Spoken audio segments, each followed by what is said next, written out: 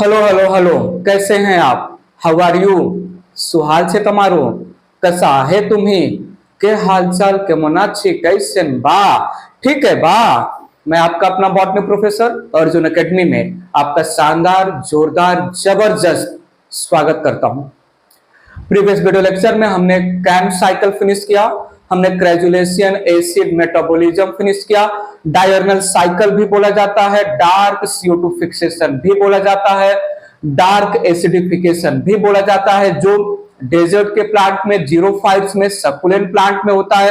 कैक्टेसी family या जो है ग्रेजुलेसी फैमिली में सबसे पहली बार डिस्कवर हुआ।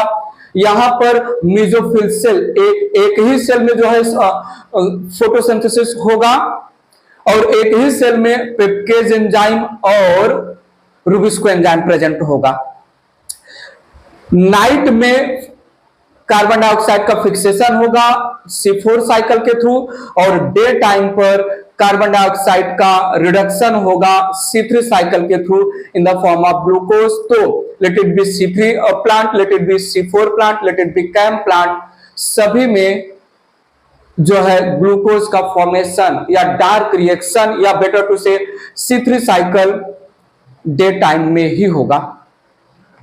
हमने कुछ पॉइंट्स के थ्रू कंपैरेटिव एनालिसिस किया था C3 प्लांट, C4 प्लांट और कैम्प प्लांट का।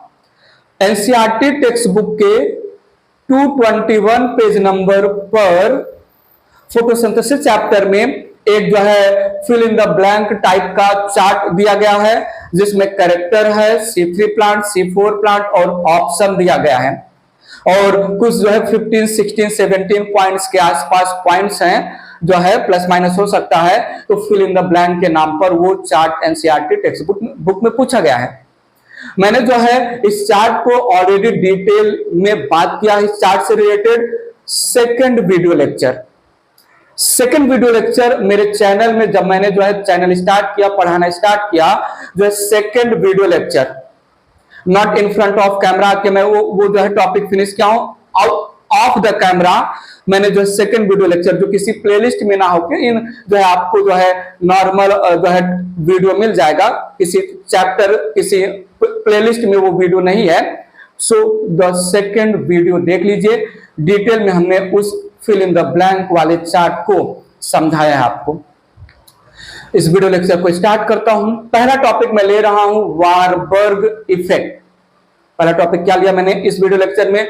वारबर्ग, साइंटिस्ट का नाम है वारबर्ग इफेक्ट। वारबर्ग बोल रहे हैं there is decrease in photosynthesis. Warburg क्या बोल रहे हैं? वारबर्ग इफेक्ट क्या है? It says that there is decrease in rate of photosynthesis या फोटोसिंथेटिक प्रोडक्ट या efficiency of photosynthesis in high oxygen concentration होना भी चाहिए। हाई ऑक्सीजन कंसंट्रेशन में फोटोसिंथेसिस में डिक्रीज होना इज कॉल्ड वारबर्ग इफेक्ट, क्योंकि ऑक्सीजन एक कॉम्पिटिटिव इनहिबिटर है फोटोसिंथेसिस का या कार्बन डाइऑक्साइड फिक्सेशन का, ठीक है।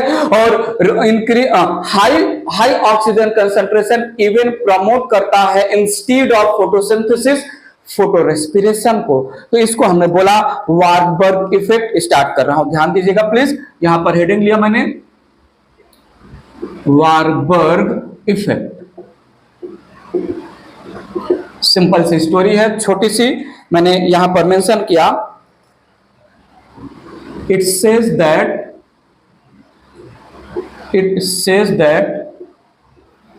There is decrease in rate of photosynthesis या better to say photosynthesis in high concentration of oxygen, high concentration of oxygen। और ये हो क्यों रहा है?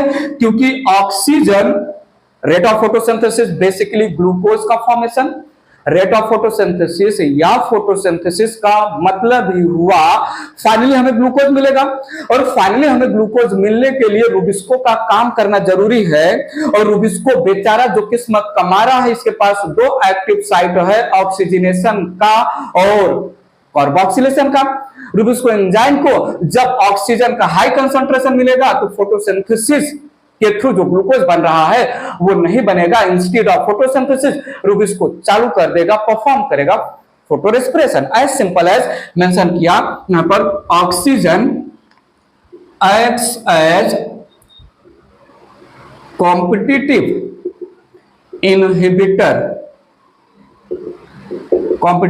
Inhibitor for carbon dioxide fixation by RuBisCO enzyme. ठीक है, तो सुनिएगा, high concentration of oxygen influence या परफॉर्म बोलते हैं, इन्फ्लुएंस या परफॉर्म प्रमोट बोलते हैं, प्रमोट फोटो रेस्पिरेशन। ठीक है, तो सिंपल सी बात है, वार्बर्ग इफेक्ट क्या बोल रहा है कि फोटोसिंथेसिस कम होगा, फोटोसिंथेसिस नहीं होगा, फोटोसिंथेसिस डिक्रीज होगा अगर प्लांट को ऑक्सीजन कंसंट्रेशन ज्यादा मिलेगा। फोटोसिंथेसिस डिक्रीज का सिंपल मीनिंग फिर बता रहा हूं, फाइनली जो हमें ग्लूकोज मिल रहा है, तो ऑक्सीजन के ज्यादा कंसंट्रेशन में, हाई कंसंट्रेशन में ग्लूकोज या फोटोसिंथेसिस नहीं हो रहा है, ग्लूकोज का फॉर्मेशन कम हो रहा है, क्योंकि ऑक्सीजन के कंसंट्रेशन में ग्लूकोज बनाने वाला जो मेन रूबिस्को एंजाइम है, इस रूबिस्को एंजाइम का जो कार्बोक्सिलेशन एक्टिविटी है उसके साथ कॉम्पीट करेगा, ऑक्सीजन परफॉर्म करवाएगा रूबिस्को एंजाइम से oxygenation process, that is nothing but photo respiration. Clear है? इरेज कर रहा हूं, बात आगे ले चल रहा हूं। उसके पहले ये वार्बर्ग साइंटिस्ट ही थे, ये जो अभी वार्बर्ग इफेक्ट मैंने बोला, वार्बर्ग साइंटिस्ट ही थे जिन्होंने दो फेज का डिस्कवरी भी किया।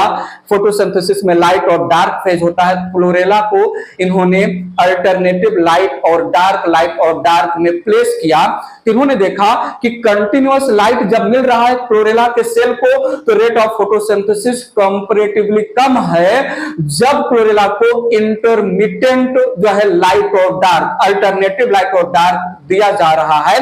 तो वार्बर्ग ने लाइट फ्लैशिंग इफेक्ट जो है एक्सपेरिमेंट या इंटरमिटेंट लाइट फ्लैशिंग एक्सपेरिमेंट के थ्रू यही वार्बर्ग साइंटिस्ट ने फाइंड आउट किया था कि जो है दो फेज है, एक फेज में जो है कुछ प्रोसेस होता है, उस प्रोसेस के थ्रू जो बनता है वो जो है सेकेंड फेज में जाके यूज होता है, वापस जो है लाइट और डार्क फेज कंटिन्यू रहता है।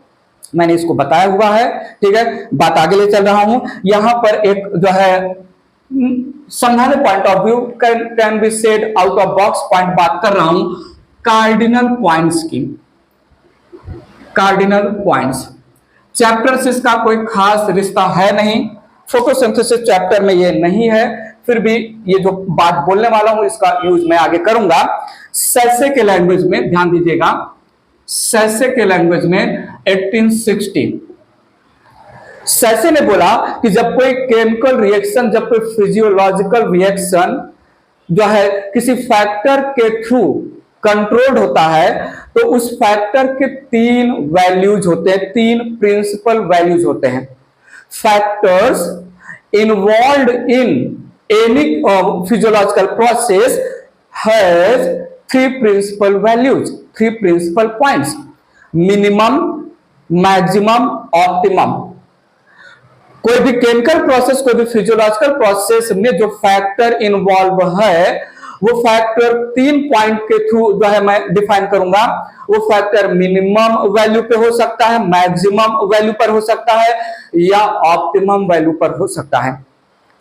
फैक्टर अगर मिनिमम वैल्यू पर है तो मिनिमम वैल्यू से नीचे अगर फैक्टर गया तो प्रोसेस कंटिन्यू नहीं होगा।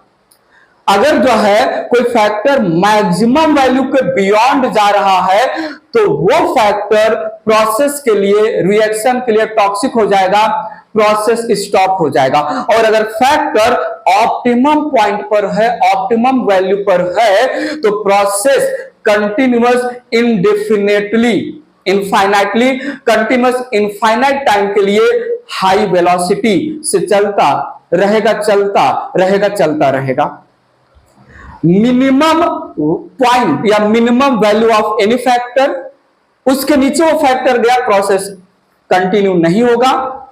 Maximum value of any factor, उससे बियॉन्ड अगर वो फैक्टर अवेलेबल है तो प्रोसेस स्टॉप हो जाएगा।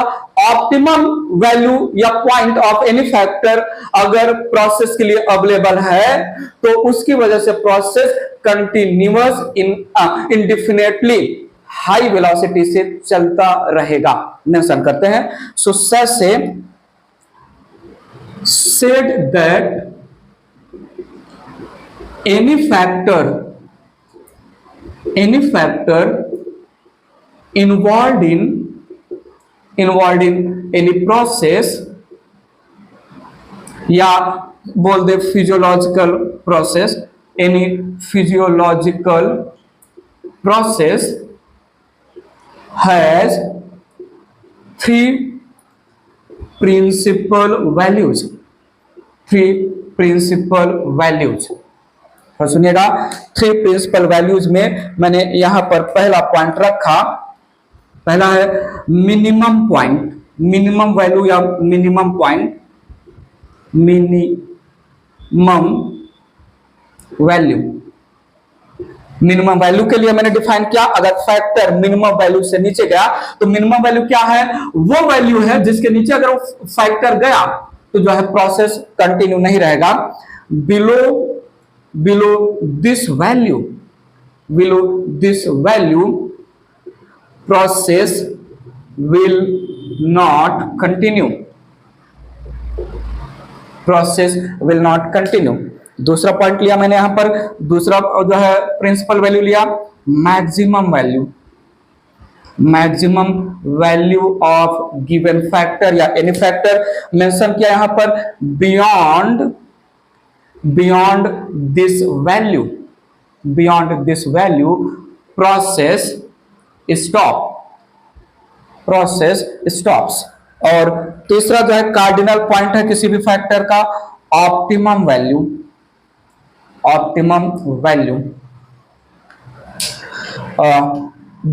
at this value process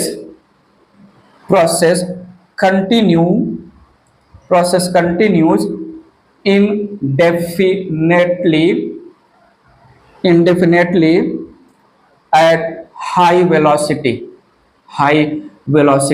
तो यहां से कंक्लूजन हम निकाल सकते हैं कि किसी भी प्रोसेस के लिए जो भी फैक्टर रिस्पॉन्सिबल है, उस फैक्टर का जो है उस प्रोसेस को परफॉर्म करने के लिए, उस प्रोसेस को होने में हेल्प करने के लिए उस जो है फैक्टर का एटलीस्ट ऑप्टिमम वैल्यू पर रहना जरूरी है। मैक्सिमम पर जाएगा तो वो प्रोसेस इंक्रीज होगा, लेकिन मैक्सिमम के बियॉन्ड जाएगा तो वो प्रोसेस स्टॉप हो जाएगा। फैक्टर ऑप्टिमम से नीचे गया मतलब मिनिमम वैल्यू पर गया तो जो प्रोसेस स्लो होगा, और मिनिमम वैल्यू से भी नीचे गया अगर वो फैक्टर का अवेलेबिलिटी प्रोसेस के लिए, तो प्रोसेस कंटिन्यू नहीं रहेगा। ठीक है, कार्डिनल पॉइंट्स।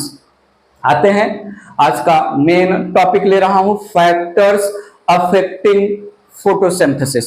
स्टार्ट करता हूं मैं, बात आगे बढ़ाते हैं। हेडिंग लिया मैंने यहां पर factors affecting photosynthesis, factors affecting photosynthesis. जरूरी है फैक्टर्स अफेक्टिंग फोटोसिंथेसिस का समझ होना जरूरी है। फैक्टर्स अफेक्टिंग फोटोसिंथेसिस के बारे में जानना जरूरी है। फैक्टर्स अफेक्टिंग फोटोसिंथेसिस का अंडरस्टैंडिंग हमें यह हेल्प करेगा टू नो कि प्रोडक्टिविटी कितना ज्यादा और कितना कम होगा किसी भी प्रोसेस से रिलेटेड जो प्रोसेस फैक्टर डिटरमाइंड है। ठीक है। So understanding of different factors determining, controlling, influencing the photosynthesis will help us to know the photosynthetic product या the efficiency या the rate of photosynthesis। और photosynthesis both external और internal, photosynthesis both environmental और plant factor के through determine होता है। बातें हम बताएंगे। फिर से माहौल बनाता हूं मैं। फैक्टर अफेक्टिंग फोटोसिंथेसिस में मैंने बात रखा कि understanding of factors which are determining, which are controlling, which are influencing the process of photosynthesis will help us to know the rate of photosynthesis, the efficiency of photosynthesis, and the photosynthesis, the process of photosynthesis, it is controlled, determined, influenced by both outer external environmental factor as well as internal या plant factor। अब हम यहां पर बात आगे बढ़ा रहे हैं मेंशन करके। सो यहां पर मैंने इंट्रोडक्शन दिया इस हेडिंग का कि अंडरस्टैंडिंग ऑफ factors determining या controlling या influencing photosynthesis process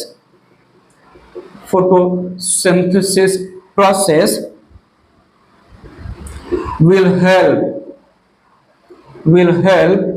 to know या to understand या to know the rate of photosynthesis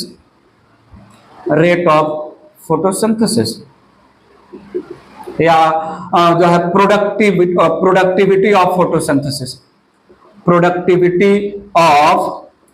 photosynthesis या आप बोल दीजिए यहां पर efficiency of photosynthesis. Efficiency, productivity या rate of photosynthesis. C3 plant में फोटोसिंथेसिस हो रहा है, C4 प्लांट में फोटोसिंथेसिस हो रहा है, कैम प्लांट में फोटोसिंथेसिस हो रहा है। C3 प्लांट, C4 प्लांट और कैम प्लांट के फोटोसिंथेसिस प्रोसेस को डिफरेंट फैक्टर डिटरमाइन, कंट्रोल या इन्फ्लुएंस करेंगे। इन फैक्टर का अंडरस्टैंडिंग होना जरूरी है। हमें फैक्टर के बारे में पता अगर है तो हम ये जान सकते हैं कि ये फैक्टर जो इन्फ्लुएंस कर रहा है इसकी वजह से C3 प्लांट की प्रोडक्टिविटी रेट या एफिशिएंसी, C4 प्लांट की प्रोडक्टिविटी रेट या एफिशिएंसी, कैम प्लांट की प्रोडक्टिविटी रेट या एफिशिएंसी जो अलग अलग फैक्टर के थ्रू कंट्रोल्ड है कैसा रहेगा। ठीक है। efficiency of photosynthesis ठीक है। तो सुनिएगा there are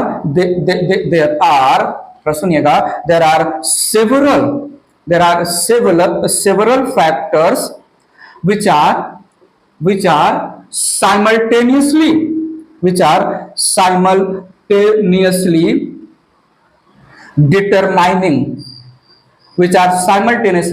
determining या controlling the photosynthesis process।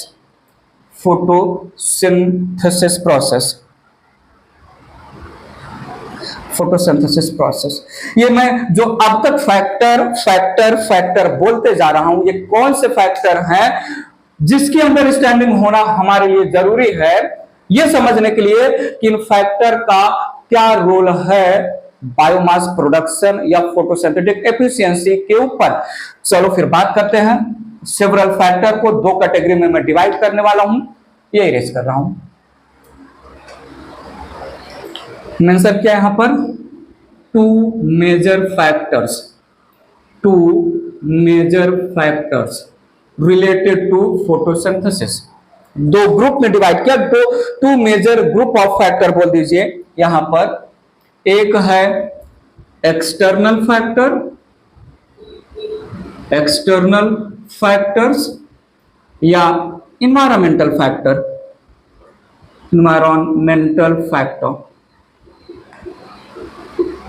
और दूसरा है internal factor, internal factor, better to say जो है प्लांट फैक्टर्स, प्लांट फैक्टर्स। सुनिए तो सही, क्या मैं बोलूं फोटोसिंथेसिस ये डिपेंड है कार्बन डाइऑक्साइड कंसंट्रेशन के ऊपर, इन्वायरमेंटल कार्बन डाइऑक्साइड कंसंट्रेशन, क्योंकि कार्बन डाइऑक्साइड ही बाहर से डिफ्यूज हुआ through the stomata, in the leaf, आया इन द क्लोरोप्लास्ट और बाद में वही रिड्यूस होगा ग्लूकोज में कार्बन डाइऑक्साइड। क्या मैं बोलूं लाइट, क्या मैं बोलूं टेम्परेचर, टेम्परेचर जितने भी डार्क रिएक्शन में एंजाइम्स इन्वॉल्व हैं वो एंजाइम टेम्परेचर जो है टेम्परेचर कंडीशन है, पर्टिकुलर टेम्परेचर चाहिए एंजाइम की एक्टिविटी के लिए। और वाटर ये चार फैक्टर इन्फ्लुएंस कर रहे हैं, इन्वॉल्व है फोटोसिंथेसिस में। तो इन चार फैक्टर के बारे में अगर हमें पता है तो हम समझ सकते हैं कि फोटोसिंथेसिस कैसा रहेगा। प्लांट फैक्टर में मैंने मेंशन किया यहां पर, प्लांट फैक्टर में number, shape, size, orientation, number of leaf, shape of leaf, size of leaf, orientation of leaves, mesophyll cells and chloroplast, ठीक है। So number of leaf, number of mesophyll cell या number of chloroplast, same shape, size and orientation of leaf, orientation of mesophyll cell या orientation of chloroplast. Orientation of chloroplast हमने बताया था आपको, low light intensity और moderate light intensity और high light intensity में mesophyll cell में कैसा पोजीशन रहेगा क्लोरोप्लास्ट का, अपोस्ट्रोफी जो है पैरास्ट्रोफी, ऐसे तीन टाइप का हमने बताया था, देख लीजिएगा प्लीज। तो यहां पर ये हो गए इंटरनल फैक्टर। और क्या मैं बोलूं इंटरनल फैक्टर में, इंटरनल कार्बन डाइऑक्साइड कंसंट्रेशन भी डिटरमाइन करेगा, जो अंदर कार्बन डाइऑक्साइड कंसंट्रेशन रिलीज हो रहा है। हार्मोन्स डिटरमाइन करेंगे, ठीक है, प्लांट हार्मोन्स इन्फ्लुएंस करेंगे, जिब्रेलिक एसिड या जिब्रेलिन्स और साइटोकाइनिन, ये फोटोसिंथेसिस को इंक्रीज करेंगे, whereas abscisic acid decrease करेगा। बात की बात है मैं बताएंगे। और amount of chlorophyll pigment, surely pigment तो मस्ट है, ठीक है, और उसमें भी मेन पिगमेंट तो क्लोरोफिल है ना, क्लोरोफिल होना चाहिए, भर भर के होना चाहिए, ठीक है। तो सुनिएगा, इंटरनल फैक्टर या प्लांट फैक्टर में ये जितने भी डिफरेंट फैक्टर हैं, they are depend on genetic predisposition and the growth of plant. Plant कितना ग्रो कर रहा है, प्लांट का ग्रोथ कैसा है, डॉर्फ है, टॉल है, मीडियम है, उसी के हिसाब से ये सारी चीजें डिटरमाइन होंगी। बात समझिएगा। प्लांट में प्लांट का ग्रोथ कैसा है, अच्छा खासा ग्रोथ है, availability of every mineral etcetera मिल रहा है, उसके हिसाब से ग्रोथ अच्छा, तो number, shape, size, orientation, hormones और अमाउंट ऑफ क्लोरोफिल भी अच्छा रहेगा। और जेनेटिक प्रीडिस्पोजिशन मतलब जेनेटिक मेकअप मतलब डीएनए एक्सेट्रा जो है कैरेक्टर प्रोड्यूस करता है, ठीक है। तो मैंने मेंशन कर दिया, plant factors are depend on genetic predisposition and growth of plant. Genetic composition, DNA कैसा है, डीएनए जो है नॉर्मल है या म्यूटेटेड डीएनए है, डीएनए में कोई प्रॉब्लम तो नहीं, क्रोमोसोम एक्सेट्रा। तो जेनेटिक प्रीडिस्पोजिशन मतलब inheritance, heredity, pre existing parent plant से जो है क्या all the genetic composition new plant में आया कि नहीं, तो ये जेनेटिक प्रीडिस्पोजिशन, ठीक है। सो इंटरनल फैक्टर और एक्सटर्नल फैक्टर, ठीक है, एक्सटर्नल और इंटरनल फैक्टर का अंडरस्टैंडिंग हमें ये हेल्प करेगा कि C3, C4 और कैम प्लांट कितने एफिशिएंटली काम करेंगे, जिनको ये सारे फैक्टर डिटरमाइन कर रहे हैं इनके फोटोसिंथेसिस को। इरेज करता हूं, बात आगे बढ़ा रहा हूं, मेरी बात को समझिएगा मैं क्या बोल रहा हूं। when any physiological process when any chemical process determined, controlled या इन्फ्लुएंस्ड बाय सेवरल फैक्टर। तब जब कोई प्रोसेस सेवरल फैक्टर के थ्रू कंट्रोल्ड है, डिटरमाइंड है, तब उस प्रोसेस का रेट डिपेंड करेगा। Rate of any physiological process out of several factors जो उस प्रोसेस में इन्वॉल्व हैं, रेट ऑफ प्रोसेस उस फैक्टर पर डिपेंड करेगा जिस फैक्टर का कार्डिनल पॉइंट सब ऑप्टिमम पर है या नियरेस्ट मिनिमम वैल्यू पर है। बात समझिएगा। When any process controlled by more than one factor, then the rate of that process, the rapidity of that process is depend on the factor which is present at suboptimum value या nearest to its minimum value, nearest to its minimum value। ठीक है, जैसे जैसे वो factor जो factor minimum value के पास में है, सब ऑप्टिमम वैल्यू के पास में है, जैसे जैसे उसका कंसंट्रेशन इंक्रीज करेंगे वैसे वैसे rate of the process increase होगा, इंक्रीज होगा, इंक्रीज होगा। और एक टाइम आएगा जब इंक्रीज किया गया वो फैक्टर जो किसी जमाने में मिनिमम वैल्यू पे था, उसका इतना इंक्रीज किया गया वो फैक्टर एक टाइम के बाद जो है रेट ऑफ प्रोसेस को स्टेबलाइज कर देगा, क्योंकि अब बाकी के फैक्टर, बात समझिएगा, टेम्परेचर, लाइट, लीफ का ग्रीन होना, टेम्परेचर, लाइट, लीफ का ग्रीन होना, टेम्परेचर, लाइट, लीफ का ग्रीन होना, ये तीन फैक्टर फोटोसिंथेसिस के लिए जरूरी है, डिटरमाइन कर रहे रेट ऑफ फोटोसिंथेसिस। अब इसमें मैंने एक और फैक्टर जोड़ा, कार्बन डाइऑक्साइड। ठीक है, टेम्परेचर, लाइट, ग्रीन लीफ और carbon dioxide. Green leaf, temperature और लाइट ऑप्टिमम वैल्यू पर हैं, लेकिन ये जो कार्बन डाइऑक्साइड है ये ऑप्टिमम वैल्यू के नीचे है, ये अपने मिनिमम वैल्यू के पास में है। तो फोटोसिंथेसिस कितना फास्ट, कितना स्लो या rate of photosynthesis carbon dioxide ही जो है डिसाइड करेगा।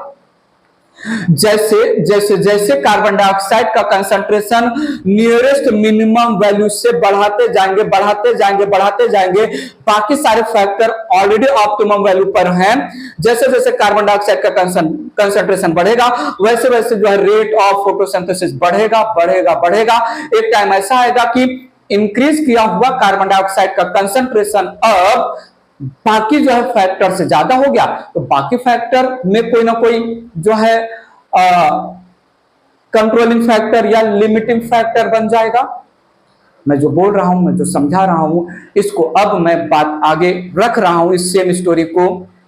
ब्लैकमैन्स लॉ ऑफ लिमिटिंग फैक्टर, ये जो कार्बन डाइऑक्साइड सब नियरेस्ट टू सब मिनिमम वैल्यू मैंने बताया, या जो है सब ऑप्टिमम वैल्यू के आसपास जो मैंने बताया कार्बन डाइऑक्साइड का कंसंट्रेशन, वो फैक्टर जो रेट ऑफ फोटोसिंथेसिस को डिटरमाइन करेगा, इसको हम लिमिटिंग फैक्टर बोलते हैं। एक बार फाइनली सम अप करके बात आगे रखूंगा मैं, that when any process, when any chemical process, when any physiological process controlled, determined by several factor, then that the rate of that process, the rate of that physiological process is depend on the factor present to suboptimum value, the factor present nearest to its minimum value, and this factor called limiting factor.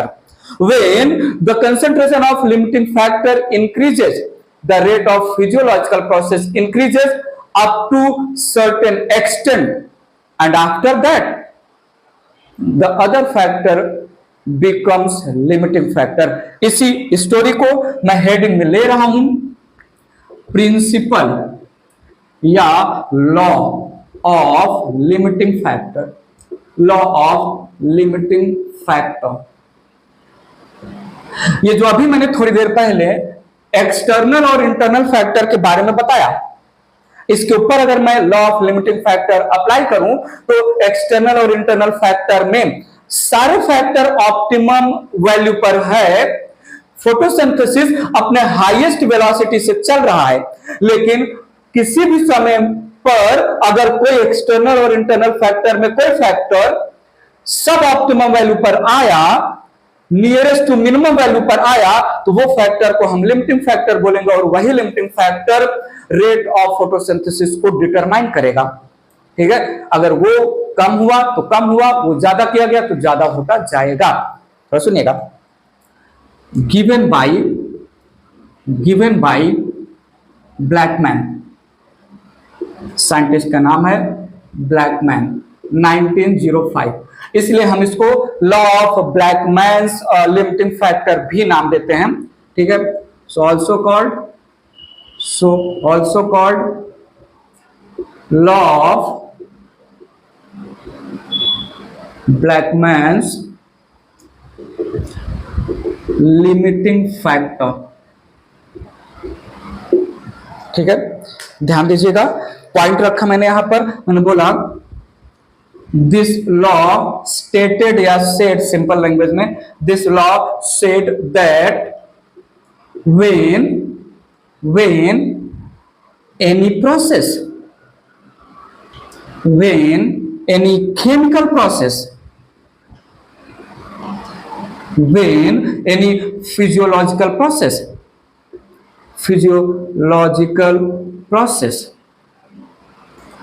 is determined by several factors, then the rate of the process या pace of the process या rapidity, rate of rapidity बोल दे, rate of rapidity of the process is depend on या controlled by भी बोल सकते हैं, depend on that factor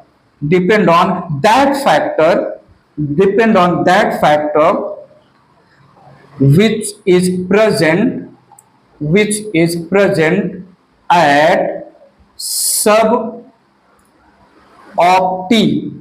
suboptimal value or nearest to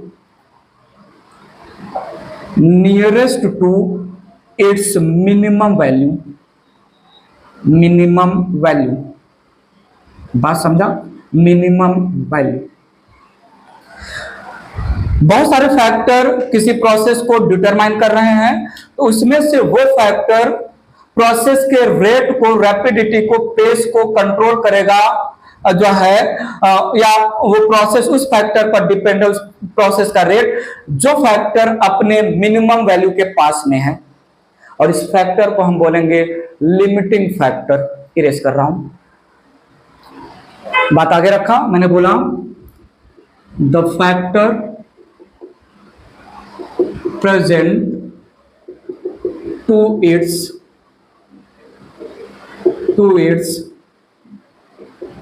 nearest minimum value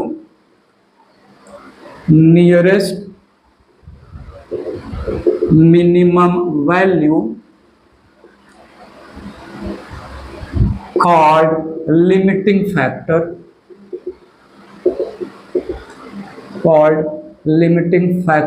law of limiting factor के according Blackman ये बोलना चाहते हैं कि लिमिटिंग फैक्टर ही, out of so many factor, limiting factor ही प्रोसेस के रेट को कंट्रोल करेगा, लिमिटिंग फैक्टर पर ही प्रोसेस का रेट डिपेंड है। और लिमिटिंग फैक्टर क्या है? वो फैक्टर जो सब ऑप्टिमम वैल्यू पर है, वो फैक्टर जो nearest to its minimum value पर है।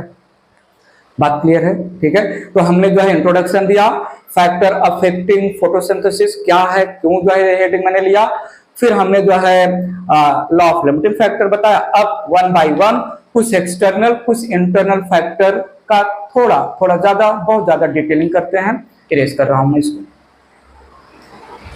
बात आगे बढ़ाता हूं। External factor, external factor. External factor में पहला फैक्टर जो फोटोसिंथेसिस को डिटरमाइन कर रहा है, मैंने लिया लाइट। ठीक है, लाइट को हमें 3 पॉइंट के थ्रू समझना है। तीनों पॉइंट में तीनों पॉइंट ज्यादा इंपॉर्टेंट नहीं रखते हैं जो है parallelly for the photosynthesis, but still light intensity, light quality और ड्यूरेशन ऑफ लाइट। थोड़ा सुनिएगा। Light can be studied with reference to light intensity, light quality and duration of light, ठीक है। लाइट की इंटेंसिटी फोटोसिंथेसिस के लिए जरूरी है, लाइट की क्वालिटी फोटोसिंथेसिस के लिए जरूरी है, उतना जरूरी नहीं है। ड्यूरेशन ऑफ लाइट फिर भी थोड़ा बहुत तो जरूरी है। नीड और अटेंशन, यहां पर मैंने बात रखा, ध्यान दीजिएगा। At low light intensity, at low light intensity, at low light intensity there is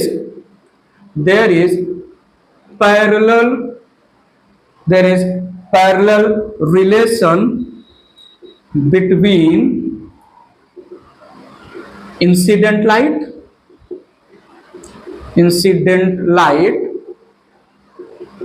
and CO2 fixation।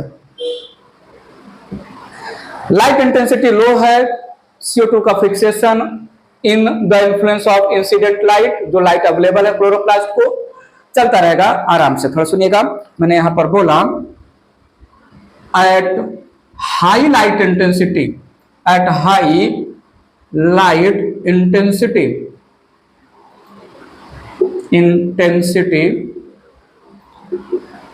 Rate of photosynthesis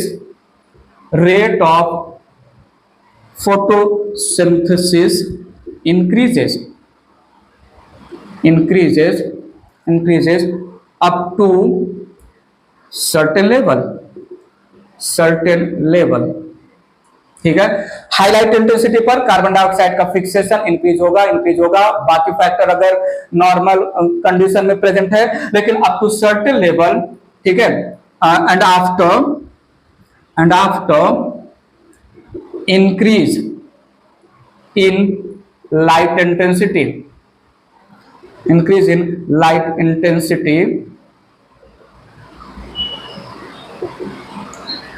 causes solarization, destruction of leaf etc। Low light intensity पर carbon dioxide का fixation जितना भी incident light है उसमें parallel चलता रहेगा। इस light का उतना इंपॉर्टेंट नहीं दे रहा हूं। जैसे जैसे लाइट इंटेंसिटी बढ़ाया वैसे वैसे कार्बन डाइऑक्साइड का फिक्सेशन मींस फोटोसिंथेसिस बढ़ता जाएगा। लेकिन जब जो है हाई लाइट इंटेंसिटी पहुंच गया है, उसके बियॉन्ड लाइट इंटेंसिटी का मैक्सिमम वैल्यू पहुंच गया है, उसके बियॉन्ड अगर लाइट इंटेंसिटी इंक्रीज हुआ तो वो इंक्रीज लाइट इंटेंसिटी सोलराइजेशन को जो है प्रोसेस के थ्रू लीफ को, क्लोरोप्लास्ट को और जो है एंजाइम एक्सेट्रा को डिस्ट्रॉय करने लगेगा। ठीक है, थोड़ा सुनिएगा। मैंने बोला यहां पर लाइट सैचुरेट्स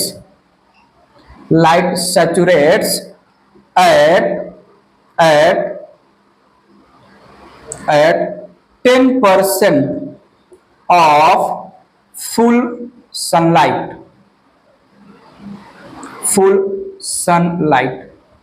मतलब 10% सनलाइट पर लाइट सैचुरेट हो जाता है, उसके बियॉन्ड अगर गए तो जो है सोलराइजेशन प्रोसेस के थ्रू डिस्ट्रक्शन होने लगेगा। ठीक है, तो सुनिएगा, लाइट लिमिटिंग फैक्टर नहीं है जनरली किसी भी प्लांट के लिए, बट है दो कंडीशन में, दो जगह पर लाइट लिमिटिंग फैक्टर के जैसा काम करेगा। प्लांट्स के लिए फोटोसिंथेसिस के रेट को कंट्रोल करेगा क्लाउडी कंडीशन में, जब क्लाउड है तब जो है लाइट इंटेंसिटी लिमिटिंग फैक्टर के जैसा काम करेगा, और शेड प्लांट सीओफाइट्स के लिए या डेंस फॉरेस्ट में जो प्लांट ग्रो हो रहे हैं वहां पर लाइट लिमिटिंग फैक्टर के जैसा काम करेगा। मेंशन करते हैं, बात आगे ले चल रहा हूं मैं, सुनिएगा मैं क्या बोल रहा हूं। सन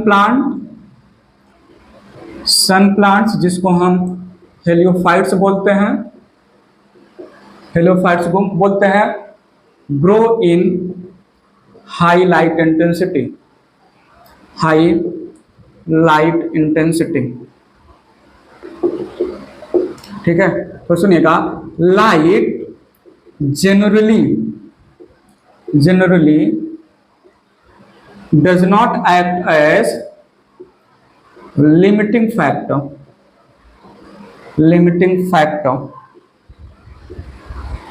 but in cloudy condition and in dense forest for shade plants, that is xeophytes, light becomes limiting factor।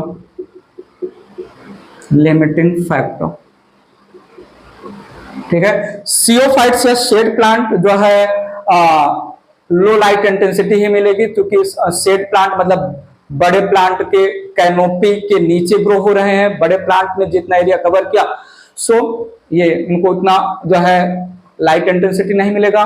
ठीक है, तो ये हो गया जो है light intensity. Low light intensity पर rate of carbon dioxide fixation normal रहेगा, जैसे जैसे लाइट इंटेंसिटी बढ़ेगा वैसे वैसे rate of photosynthesis carbon dioxide fixation बढ़ेगा, but up to certain extent एक टाइम आएगा जब लाइट इंटेंसिटी अगर इंक्रीज हुआ तो वो डिस्ट्रक्शन करना चालू कर देगा। बात क्लियर है? 10% ऑफ फुल सनलाइट में लाइट सैचुरेट हो जाता है, लाइट इंटेंसिटी का सैचुरेशन 10% ऑफ टोटल या फुल सनलाइट। बात यहां पर लिया मैंने। दूसरा, लाइट क्वालिटी बताइए, आप ही बताइए। लाइट क्वालिटी को लेके जो है फोटोसिंथेसिस चैप्टर के सेकंड थर्ड वीडियो लेक्चर में बहुत सारी बातें हुई हैं। बताइए कौन सी क्वालिटी का लाइट फोटोसिंथेसिस के लिए जरूरी है? क्या मैं बोलूं? पार 400 to 700 range of visible light involved in photosynthesis। तो अगर ये लाइट नहीं मिला, इसी रेंज का लाइट चाहिए, तो कंट्रोल हो रहा है विजिबल रेंज के थ्रू। ठीक है, क्वालिटी ऑफ लाइट, और उसमें भी red light and blue light. Red light और ब्लू लाइट में होगा क्या, जल्दी से बता दीजिए? High photosynthesis. और ग्रीन लाइट में generally no photosynthesis. Electromagnetic spectrum of light में कौन सी क्वालिटी ऑफ लाइट फोटोसिंथेसिस के लिए जरूरी है? Photosynthetic active radiation, PAR visible range वाला लाइट, और उसमें भी ब्लू और रेड लाइट, ग्रीन लाइट का कोई रोल नहीं है। ठीक है, बात आगे ले चल रहा हूं, सुनिएगा मैं क्या बोल रहा हूं। ज्यादा जरूरी नहीं है ये वाला टॉपिक फोटोसिंथेसिस के लिए। Duration of light, there is no direct effect of duration of light, but light चाहिए फोटोसिंथेसिस के लिए, सो मेंशन कर देते हैं has no major role in photosynthesis.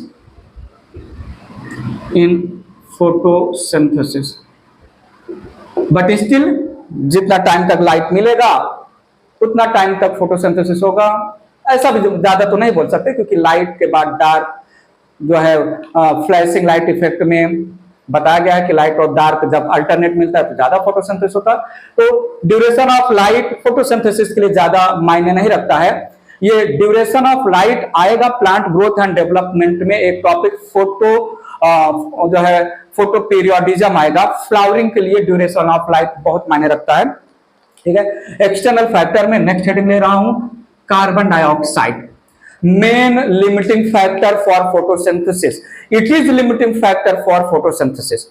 Light limiting factor नहीं है। लिमिटिंग फैक्टर अगर लाइट को बोलना है तो स्पेसिफिक लैंग्वेज में हमें क्लाउडी कंडीशन मेंशन करना होगा, हमें सियोफाइट्स या शेड प्लांट मेंशन करना होगा। ये तो ओपनली जो है लिमिटिंग फैक्टर है, तो मेंशन किया carbon dioxide is major, it major limiting factor for photosynthesis. सुनिए तो सही, क्यों ऐसा मैंने बोल दिया कि ये major limiting factor for photosynthesis है? Because carbon dioxide in atmosphere, carbon dioxide in atmosphere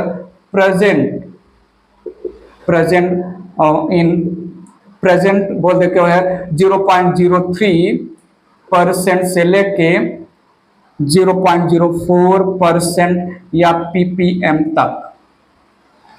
carbon dioxide का कंसंट्रेशन एटमॉस्फेयर में बहुत कम है, ठीक है, बहुत कम है। थोड़ा सुनिएगा, this concentration of carbon dioxide is very less for photosynthesis, बात समझिएगा।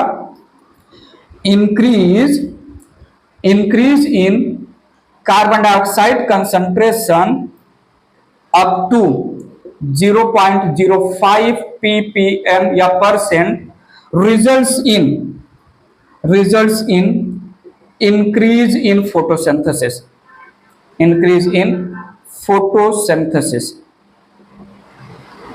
बात मेंशन कर देते हैं, बियॉन्ड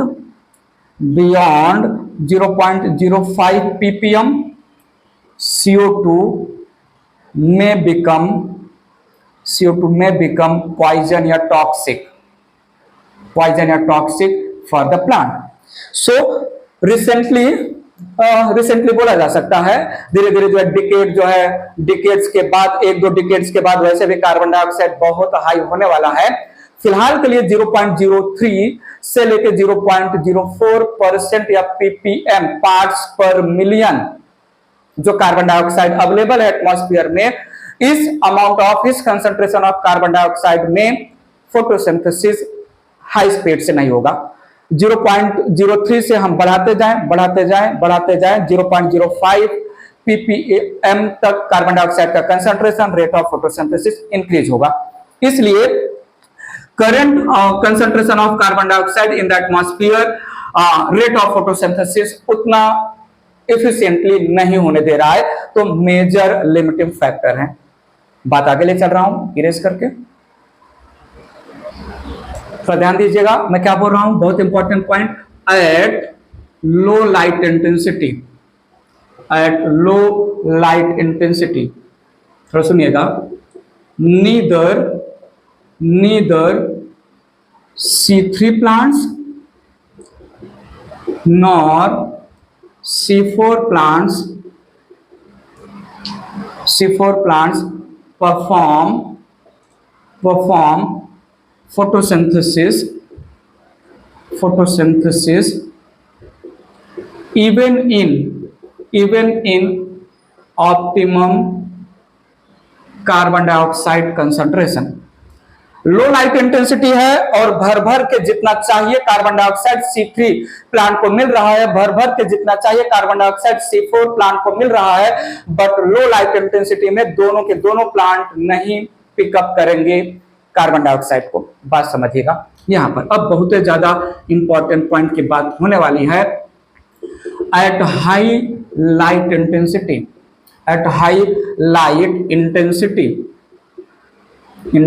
थोड़ा सुनिएगा, at high light intensity C4 plant show high rate of photosynthesis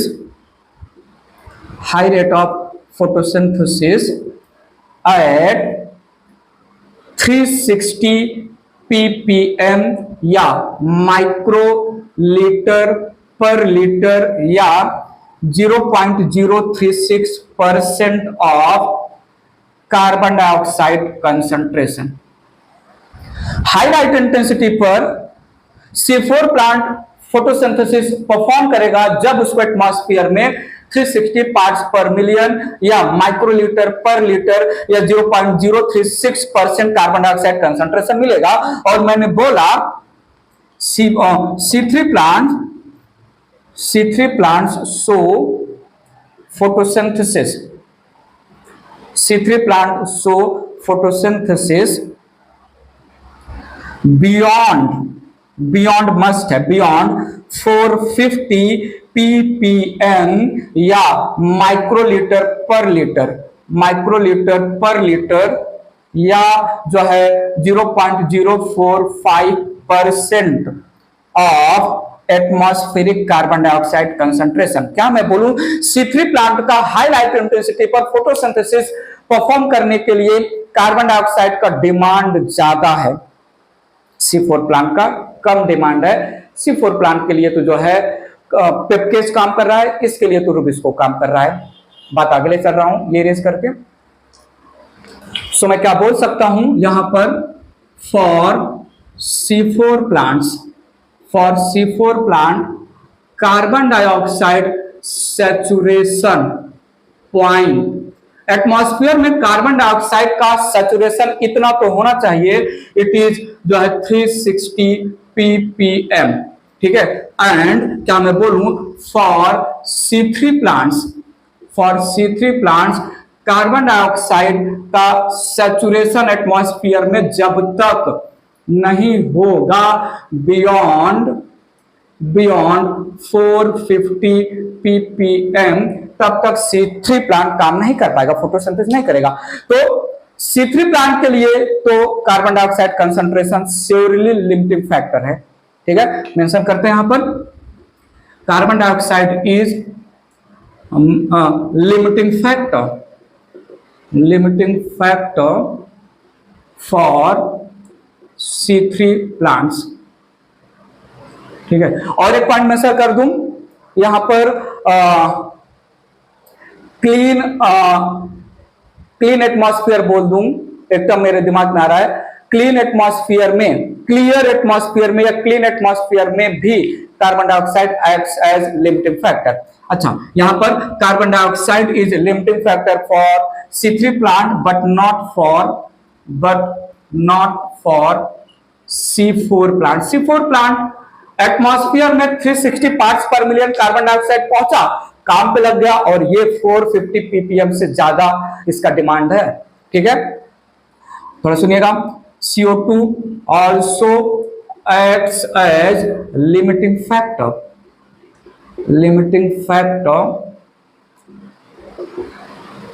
in clear या क्लीन, आप एटमॉस्फेयर बोल दीजिए या स्काई बोल दीजिए, एटमॉस्फेयर या स्काई, ठीक है। C3 प्लांट का फोटोसिंथेसिस के लिए 450 के बियॉन्ड कार्बन डाइऑक्साइड कंसंट्रेशन का डिमांड, ये कुछ ग्रीन हाउस क्रॉप्स हैं जैसे टोमेटो और bell paper.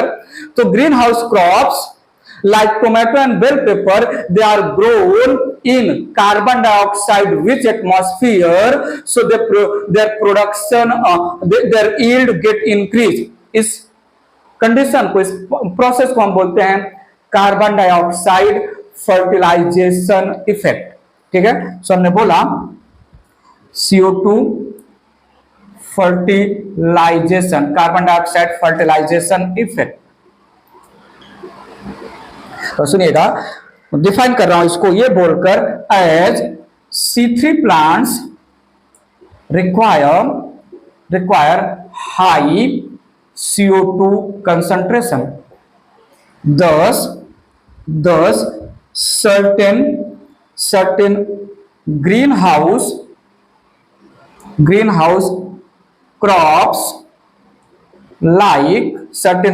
crops like tomato tomato and bell pepper. Bell pepper एक टाइप का जो है शिमला मिर्च, कैप्सिकम जिसको हम बोलते हैं शिमला मिर्च, कलरफुल शिमला मिर्च, ग्रीन कलर को छोड़ के जो भी अलग अलग कलर के आते हैं ना, येलो कलर मैंने देखा है, रेड कलर के, तो वो शिमला मिर्च की वेराइटी है। टोमेटो एंड बेल पेपर, और ये दोनों C3 प्लांट्स हैं, ठीक है।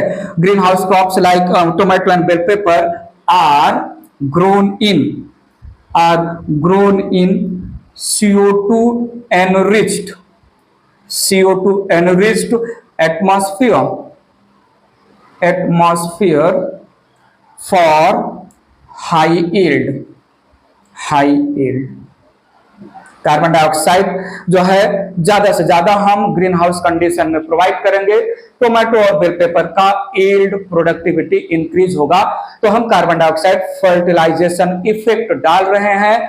हम टोमेटो और बेल पेपर जो C3 प्लांट है, इनको ग्रीन हाउस कंडीशन में रख के हम कार्बन डाइऑक्साइड का कंसंट्रेशन इंक्रीज कर रहे हैं, इनके लिए प्रोडक्टिविटी अच्छा पाने के लिए, ठीक है। तो ये रहा कार्बन डाइऑक्साइड। लो लाइट इंटेंसिटी पर कार्बन डाइऑक्साइड को कोई भी भाव नहीं मिलेगा, रिस्पॉन्स नहीं मिलेगा, चाहे C3 हो चाहे C4 प्लांट हो। लेकिन हाई लाइट इंटेंसिटी जैसे ही अवेलेबल हुआ, C3 प्लांट बोलेगा 450 ppm के बियॉन्ड कार्बन डाइऑक्साइड एटमॉस्फेयर में होगा, तब मैं एफिशिएंटली कार्बन फोटोसिंथेसिस करूंगा। C4 प्लांट कम में ही काम कर लेगा, ठीक है। बात आगे ले चल रहा हूं। नेक्स्ट बात कर रहा हूं कार्बन डाइऑक्साइड से रिलेटेड एक और point, carbon dioxide saturation value. मैंने आपको बताया C3 और C4 के लिए कार्बन डाइऑक्साइड सैचुरेशन वैल्यू वो वैल्यू है जितना वैल्यू कार्बन डाइऑक्साइड का चाहिए ही चाहिए फोटोसिंथेसिस के लिए। एक है carbon dioxide compensation point. Carbon dioxide compensation point एक ऐसा पॉइंट है कार्बन डाइऑक्साइड का जिस पॉइंट पर there is no gaseous exchange between atmosphere and the leaf। Carbon dioxide concentration atmosphere पे इस वैल्यू पे आ गया, किस वैल्यू पे आ गया कि अब एटमॉस्फेयर और लीफ के बीच में कोई भी एक्सचेंज ऑफ गैसेज नहीं होगा। माइटोकॉन्ड्रिया जितना कार्बन डाइऑक्साइड रिलीज करेगा उतना कार्बन डाइऑक्साइड जो है क्लोरोप्लास्ट फिक्स करेगा। कार्बन डाइऑक्साइड के इस जो है कंपनसेशन पॉइंट पर रेट ऑफ फोटोसिंथेसिस और रेट ऑफ रेस्पिरेशन इक्वल हो जाता है, नेट प्राइमरी प्रोडक्ट जीरो हो जाता है प्लांट का। नसल करते हैं और समझाएंगे। Carbon dioxide compensation point, carbon dioxide compensation point, तो सुनिएगा मैं क्या बोल रहा हूं, represents carbon dioxide concentration at which rate of respiration and rate of photosynthesis become equal and there is no gaseous exchange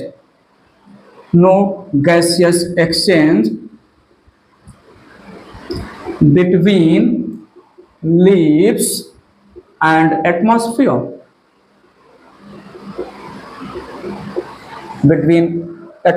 थोड़ा सुनिएगा। released CO2 from respiration taken by photosynthesis। बाहर से CO2 आता तो उसको फिक्स करके ग्लूकोज बनाता, बाहर से CO2 आता, ग्लूकोज बनते जाता, बाहर से CO2 भर भर के आ रहा है। लेकिन कार्बन डाइऑक्साइड एटमॉस्फेयर पे इस पॉइंट पर पहुंच गया है कार्बन डाइऑक्साइड का कंसंट्रेशन की अब लीफ के अंदर जो है गैसेस एक्सचेंज नहीं हो रहा है। प्लांट फोटोसिंथेसिस कर रहा है कार्बन डाइऑक्साइड को यूज करके, वो कार्बन डाइऑक्साइड जो रेस्पिरेशन से निकला, तो रेस्पिरेशन से कार्बन डाइऑक्साइड निकला, उसको क्लोरोप्लास्ट ने लिया और फोटोसिंथेसिस कर रहा है। बाहर से कार्बन डाइऑक्साइड आ ही नहीं रहा है, बाहर का कार्बन डाइऑक्साइड ग्लूकोज में कन्वर्ट ही नहीं हो रहा है। जो ग्लूकोज क्लोरोप्लास्ट ने बनाया फोटोसिंथेसिस के थ्रू उस ग्लूकोज को माइटोकॉन्ड्रिया ने तोड़ा, रेस्पिरेशन के थ्रू कार्बन डाइऑक्साइड निकला, इस कार्बन डाइऑक्साइड को फिर यूज किया, क्लोरोप्लास्ट ने बनाया ग्लूकोज, ग्लूकोज गया। तो यहां पर एडिशनल ग्लूकोज कहां बन रहा है? सो क्या मैं बोलूं, यहां पर नेट प्राइमरी प्रोडक्ट जीरो हो जाएगा, NPP net primary product zero हो जाएगा। तो सुनिएगा, C3 प्लांट्स के लिए एटमॉस्फेयर में 25 से 100 ppm 25 से 100 ppm वैल्यू पर कार्बन डाइऑक्साइड का कंसंट्रेशन एटमॉस्फेयर में पहुंचा। C3 प्लांट बाहर का कार्बन डाइऑक्साइड लेना बंद कर देगा और C4 plant 0 to 10 ppm 0 to 10 ppm मतलब जो है ये एफिशिएंट है C4 प्लांट, वैसे भी हमने बोला है। Same goes with light saturation, light compensation point. Light compensation point का मतलब लाइट इंटेंसिटी का वह वैल्यू जिस वैल्यू पर photosynthesis become equal to the respiration. तो वहां पर भी जो है लाइट कंपनसेशन पॉइंट ज्यादा टाइम तक अगर जो है मेंटेन रहा, लाइट इंटेंसिटी का वह वैल्यू जिस वैल्यू पर फोटोसिंथेसिस और रेस्पिरेशन इक्वल हो जाएंगे, गैसेस एक्सचेंज नहीं होगा, ज्यादा टाइम तक मेंटेन रहा, तो प्लांट को जो है निगेटिव इफेक्ट झेलना पड़ेगा। लाइट कंपनसेशन पॉइंट का कोई खास जो है जरूरी नहीं है, बट हाँ कार्बन डाइऑक्साइड कंपनसेशन पॉइंट अगर पहुंच गया है एटमॉस्फेयर में, कार्बन डाइऑक्साइड का कंसंट्रेशन इस वैल्यू इस पॉइंट पर पहुंच चुका है कि अब लीफ के अंदर आना जाना उसका रुक गया है, तो जो ग्लूकोज बना है वो ग्लूकोज टूटेगा, कार्बन डाइऑक्साइड निकलेगा, ग्लूकोज फिर बनाया गया, तो बाहर से कार्बन डाइऑक्साइड का फिक्सेशन रुक जाएगा, नेट प्राइमरी प्रोडक्ट जीरो माना जाता है। ये था जो है कार्बन डाइऑक्साइड कंपनसेशन पॉइंट। ठीक है, ले चल रहे बात को आगे, स्टोरी को आगे। नेक्स्ट एक्सटर्नल फैक्टर की बात करते हैं, टेम्परेचर। टेम्परेचर थोड़ा देखिएगा, टेम्परेचर को लेके मैं फोटोसिंथेसिस कैसे अफेक्ट हो रहा है बोल रहा हूं यहां पर। यहां पर temperature has no direct role in light phase या इन लाइट रिएक्शन। ज्यादा लाइट रिएक्शन को नहीं अफेक्ट करेगा, ठीक है, बट क्या मैं बोलूं डार्क साइकिल में, डार्क फेज में जो एंजाइम इन्वॉल्व है, the enzyme they are temperature depend. So enzymes involve in dark cycle are temperature dependent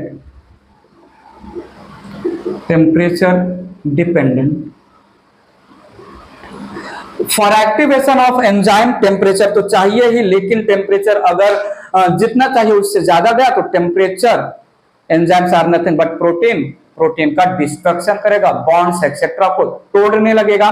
तो यहां पर मेंशन करते हैं, तो सुनिएगा, C3 प्लांट काम करेंगे, C3 प्लांट में एंजाइम्स अच्छे से काम करेंगे 20 to 25 डिग्री C पर। शायद मैंने प्रीवियस वीडियो लेक्चर में जो एक कंपैरेटिव एनालिसिस में टेम्परेचर मेंशन किया था वो 20 to 30 दिया था, 20 to 25 मेन है, थोड़ा ध्यान दीजिएगा। और जो है बात रखूं मैं C4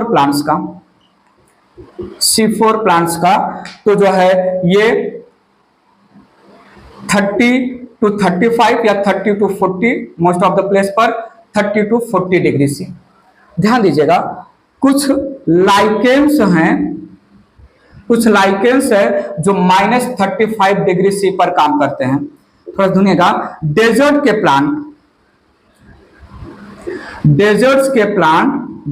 प्लांट्स ये 50 to 55 डिग्री सी पर काम करते हैं। तो ध्यान दीजिएगा, यहां पर मैं बात करूं हॉट स्प्रिंग प्लांट्स के एंजाइम काम कर सकते हैं 70 to 75 डिग्री टेम्परेचर पर। और मैं पॉइंट यहां पर मेंशन करना चाहूंगा, मोस्ट ऑफ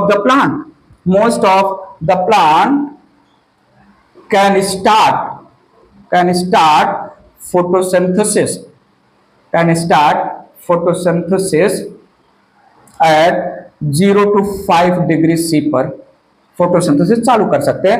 तो C3 प्लांट के एंजाइम के काम करने के लिए इतना रेंज ऑफ टेम्परेचर चाहिए, C4 के लिए 30 to 40 एंड ये कुछ और मैंने मेंशन किए। ठीक है, ठीक है, बात आगे ले चल रहा हूं। टेम्परेचर यहां पर हो गया, इरेज कर रहा हूं, बात समझिएगा। वेल एक पॉइंट जो है मिस कर दिया मैंने, गलत कर दिया।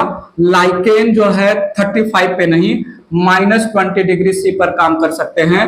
ये जिम्नोस्पर्म्स हैं, जिम्नोस्पर्म्स हैं जो इवन इनके एंजाइम -35 डिग्री C पर काम करते हैं। तो टेम्परेचर में थोड़ा करेक्शन कर लीजिएगा, जो इसके पहले इरेज करने के पहले मैंने लिखा था लाइकेन के लिए -35 नहीं, जिम्नोस्पर्म के लिए है। हमने लाइट, कार्बन डाइऑक्साइड और टेम्परेचर की बातें कर ली। जल्दी से बात कर लेते हैं एक्सटर्नल फैक्टर में। चौथा ज्यादा जरूरी नहीं है, ज्यादा यूजफुल नहीं है, ठीक है। वेल मेंशन कर लेते हैं, water is not a limiting factor, a limiting factor. बात समझिएगा, बात समझिएगा। दो water is a reactant in light reaction, but it does not affect photosynthesis. It does not affect photosynthesis directly नहीं। फोटोसिंथेसिस में टोटल एब्जॉर्ब्ड वाटर का 1% part photosynthesis में use होता है। तो सुनिएगा, in photosynthesis only 1% absorbed water is used. Water stress condition आया जो इनडायरेक्टली फोटोसिंथेसिस को अफेक्ट कर सकता है। थोड़ा सुनिएगा, water can indirectly affect photosynthesis as water का कंसंट्रेशन कम आया, water stressed condition cause wilting of leaves, thus decrease in surface area and even closure of stomata।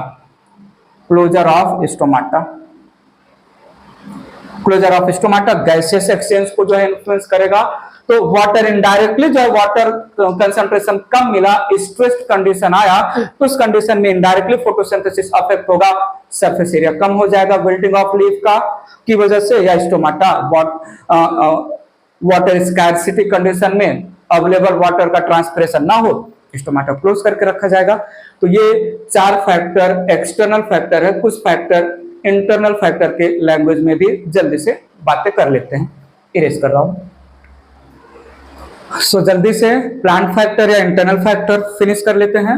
मैंने हेडिंग लिया यहां पर इंटरनल या प्लांट, या इसको हम लीफ फैक्टर या इवन जेनेटिक फैक्टर भी नाम देते हैं, जेनेटिक फैक्टर्स। स्टार्टिंग में मैं बोल चुका था, number, shape, size, orientation etcetera काम करेगा। सुनिएगा, फोटोसिंथेसिस डायरेक्टली प्रोपोर्शनल टू, क्या मैं बोलूं, नंबर ऑफ लीव्स। किसी प्लांट में जितना ज्यादा लीफ, फोटोसिंथेसिस उतना ही ज्यादा, क्या मैं बोलूं, photosynthesis it is directly proportional to shape of leaves. जितना बड़ा लीफ उतना ज्यादा कैप्चरिंग ऑफ इंसिडेंट लाइट, जितना छोटा लीफ उतना कम कैप्चरिंग ऑफ लाइट। फोटोसिंथेसिस, ठीक है। शेप में छोटा बड़ा, साइज में भी, साइज ऑफ लीव्स। बात मेंशन करना चाहूंगा मैं यहां पर, मैच्योर लीव सबसे ज्यादा फोटोसिंथेसिस परफॉर्म करेंगे, followed by young leave, and सबसे कम ओल्ड लीफ में होगा फोटोसिंथेसिस। ठीक है, तो ये था जो है नंबर, शेप, साइज के लेकर बात कर लिया। एक एक इंपॉर्टेंट पॉइंट यहां पर रखना चाहूंगा इंटरनल फैक्टर के लैंग्वेज में, क्लोरोफिल। क्लोरोफिल जो लाइट को कैप्चर करेगा, थोड़ा सुनिएगा, rate of photosynthesis it is directly connected with amount of chlorophyll. बात समझिएगा। सो यहां पर rate of photosynthesis is directly connected with rate of photosynthesis। सारे कंडीशन सुटेबल हैं फोटोसिंथेसिस के लिए, जितने भी कंडीशन चाहिए सब सुटेबल है। अगर मैं क्लोरोफिल का अमाउंट बढ़ाऊंगा तो रेट ऑफ फोटोसिंथेसिस इंक्रीज होगा। थोड़ा सुनिएगा, इन all favorable condition, in all favorable condition, if concentration, not concentration, amount बोलो, amount of chlorophyll increase या increases, rate of photosynthesis also increases। बात को थोड़ा और गहरे में समझते हैं क्लोरोफिल को, इमर्सन के जो है यहां लैंग्वेज में, according to scientist Emerson, according to scientist Emerson. तो सुनिएगा, एसिमिलेशन नंबर बोलते हैं, फोटोसिंथेटिक नंबर बोलते हैं, मैं आगे बताऊंगा। फोटोसिंथेटिक नंबर या assimilation number, assimilation number is directly proportional to chlorophyll, chlorophyll content. Assimilation number बोलता है fixation of carbon dioxide, fixation of amount of carbon dioxide by per gram of chlorophyll in 1 hour. तो सुनिएगा, यहां पर मैंने बोला fixation of amount of carbon dioxide, gram में इसको लेंगे, इन GRAMS पूरा लिख देते हैं। Fixation of amount of carbon dioxide by per gram, GMS लिख देते हैं ग्राम्स को, by per grams of chlorophyll, chlorophyll in 1 hour, in 1 hour called, in 1 hour called assimilation number, assimilation number. ठीक है, सो पर ग्राम ऑफ क्लोरोफिल 1 आवर में कितना amount of carbon dioxide fix कर रहा है, वो है एसिमिलेशन नंबर। जैसे जैसे amount of carbon dioxide, amount of chlorophyll increase करेंगे, एसिमिलेशन नंबर भी इंक्रीज होगा। कुछ और नहीं, फोटोसिंथेसिस ही रिप्रेजेंट कर रहा है fixation of carbon dioxide. Erase कर रहा हूं इसको, ध्यान दीजिए मैं क्या बोल रहा हूं। Emerson observe, Emerson observe that there is increase in assimilation number,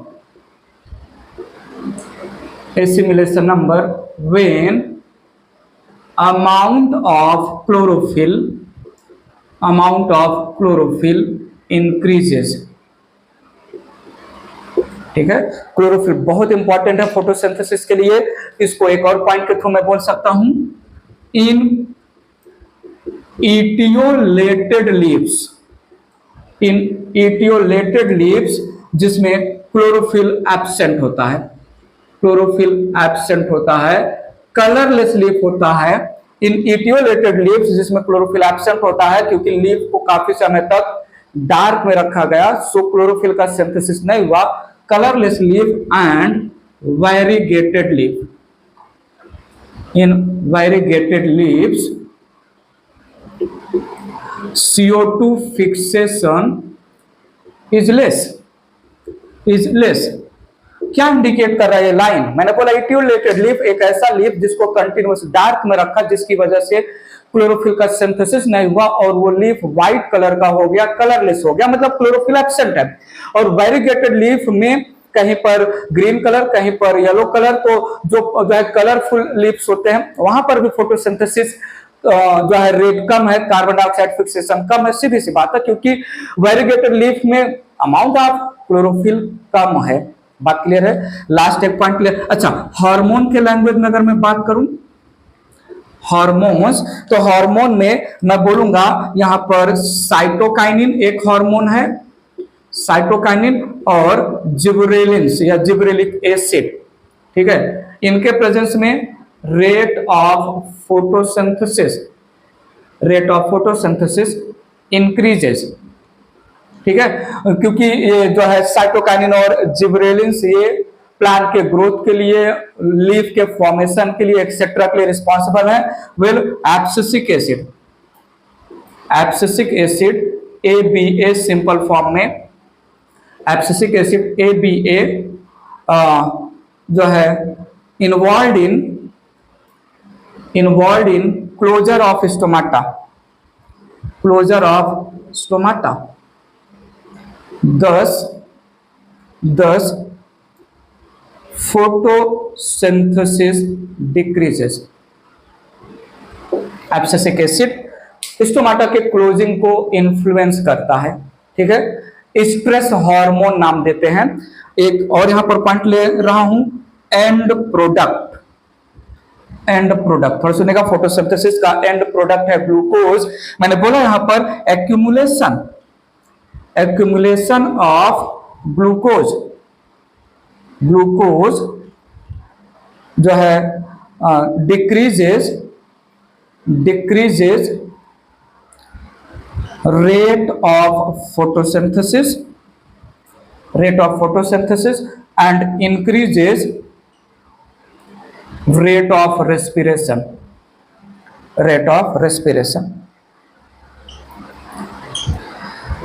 glucose बनते जा रहा है, उसके एवरेज में ग्लूकोज का यूटिलाइजेशन नहीं हो रहा है, ग्लूकोज स्टोर हो रहा है प्लांट के पार्ट्स में, तो इन एक्यूमुलेशन या इंक्रीज्ड अमाउंट ऑफ ग्लूकोज वो रेस्पिरेशन के थ्रू ब्रेक होना चाहेगा, ना कि फर्दर सिंथेसिस हो, ठीक है।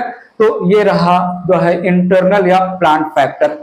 Number of leaf, age of leaf, shape size of leaf, orientation of leaf, mesophyll cell and chloroplast, carbon dioxide concentration, internal carbon dioxide concentration, hormones, chlorophyll का amount और end product. इतने language में हमने internal factor कैसे affect करेंगे rate of photosynthesis को, light, carbon dioxide और water और टेम्परेचर के लैंग्वेज में हमने एक्सटर्नल फैक्टर की बात किया। Limiting factor, most limiting factor photosynthesis के लिए है कार्बन डाइऑक्साइड, ठीक है। वाटर नहीं है, टेम्परेचर नहीं है, बट टेम्परेचर इन्फ्लुएंस करेगा क्योंकि एंजाइम सेंसिटिव टेम्परेचर को लेके होते हैं, तो जितना टेम्परेचर चाहिए उतना ही टेम्परेचर चाहिए, उसके बियॉन्ड किसी प्लांट में टेम्परेचर, अगर ट्रॉपिकल प्लांट हम बोल सकते हैं C4 प्लांट, ट्रॉपिकल प्लांट है जो हाई टेम्परेचर पर मोस्ट एफिशिएंट है, इसलिए हम C4 प्लांट को मोस्ट प्रोडक्टिव प्लांट बोलते हैं। बात क्लियर है? बहुत सारी बातें किया हमने फोटोसिंथेसिस चैप्टर को लेके। यहां पर इस वीडियो लेक्चर में मैंने फिनिश कर दिया photosynthesis chapter, photosynthesis in higher plant. Total 5 and 5 मतलब 10 लेक्चर, टोटल 10 लेक्चर में हमने सीक्वेंस में सारी बातें जो है कैरी फॉरवर्ड किया रिलेटेड टू फोटोसिंथेसिस, कौन सी बातें कहां कहां रखी, सारे के सारे 10 वीडियो लेक्चर रिवाइज करिए, रिमाइंड करिए, मेमोरी बनाइए, और किसी भी वीडियो लेक्चर से रिलेटेड कोई भी छोटा मोटा रीजनेबल लॉजिकल डाउट हो कमेंट बॉक्स में कमेंट करके पूछिएगा, ठीक है। तो एक बार फिर से जर्नी, कनेक्टिविटी, टॉपिक का, लेक्चर का, हर एक चीज का जो है इस्टेब्लिश करिएगा, ठीक है।